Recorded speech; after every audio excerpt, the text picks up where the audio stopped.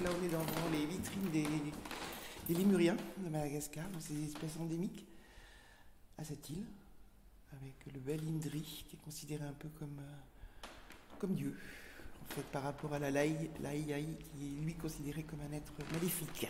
Quand il apparaît dans un village, ils disent toujours qu'il va y avoir un décès. Donc du coup, il est plutôt persécuté pour chasser. Au niveau des totems, des 8 totems, il y aura toute cette partie-là. Par exemple, le crocodile, on va aussi parler de l'Égypte, on va parler, vous voyez, on va relier vraiment à des choses très culturelles. Je vais vous les présenter, on va vous en présenter quelques-uns. Alors, il y a les 2 Maous, le morse et l'éléphant de mer. Ils seront mis d'ailleurs sur le même socle. Il y en a un qui est pôle Nord, le morse, et l'éléphant de mer pôle Sud. Mais on ne sait pas comment on va les sortir. Il y aura un loup, c'est pas celui-là, mais il y en aura un. Celui-là, il sera sûrement autre part. Enfin, il sera certainement autre part. Il y a le Selaconte. On fait un espace un peu écrin pour les blashkas, pour les modèles en verre. On s'en mettra une 60aine. Ensuite, on va avoir notre petit éléphant d'Asie qui va être présenté. Et notre crocodile du Nil et le lion. Voilà. Donc 8 espaces totems. Alors, le crocodile, il est très... je dirais le public l'aime beaucoup. C'était fascinant. Il y avait un enfant, mais il était couché par terre.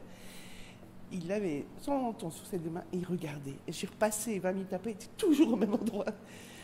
Alors je ne sais pas s'il avait dans la tête peut-être une histoire qu'on lui avait racontée, ou je ne sais pas, mais il était fasciné par l'animal.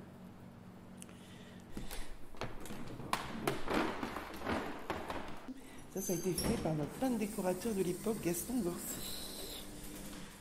Alors, je vais essayer au moins de récupérer un tout petit peu de choses. Oui, c'est un peu du bric-et-broc, quoi. C'est-à-dire qu'on a... Bon, par exemple, la salle des nouvelles acquisitions qu'on va voir au second, ça a été fait pour des journées du patrimoine, où la thématique, c'était comment les collections des musées se constituent. Donc, on a fait ça, mais elle n'a pas bougé depuis. Et ça, c'était assez extraordinaire, c'est notre taxidermiste qui l'a fait. Donc c'est de la résine, hein. Il a remis dessus des aiguilles de sapin. Et il y a des milliers de fourmis qu'il a remis. Mais des vrais.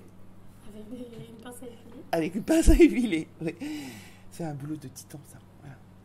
Donc celle-là, bah, j'aimerais bien qu'on puisse la sortir, hein. Ce serait vraiment génial que ça ne soit pas cassé. Voilà.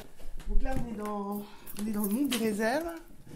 Donc des spécimens qu'on n'expose pas, qui seront, alors certains d'entre eux vont être exposés dans le nouveau projet, et après je pense qu'il y aura vraiment un turnover, hein. On pourra vraiment, parce que par exemple dans le triangle de la biodiversité, on a choisi un certain nombre d'espèces représentatives de grandes écozones, hein, c'est au niveau mondial, donc on pourra aussi changer, c'est-à-dire qu'on peut se dire au départ, on démarre par exemple pour tout ce qui est Amérique du Nord, etc., par exemple avec ce baribal-là, mais après on pourra, vous voyez, ça pourra y avoir un turnover. Ça c'est aussi fondamental, on gère plus d'1 million de spécimens, on en montre 5%. Alors évidemment là-dedans il y a 800 000 insectes, donc c'est clair que voilà, mais on a quand même plus de 18 000 pièces d'oiseaux.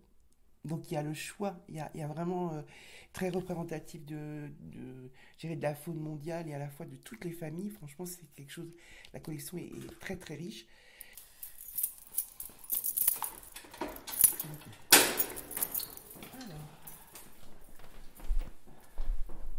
Alors oiseaux, nid, œufs, peau, ça c'est nos petits colibris. Et ça c'est un de mes préférés, c'est un orictéron. Je trouve qu'il est trop drôle. J'ai comme ça des petites passions, des coups de cœur. Pas vraiment pour les animaux les plus beaux, hein, mais voilà. Il est beau, hein. Non, il est trop drôle. Je trouve marrant.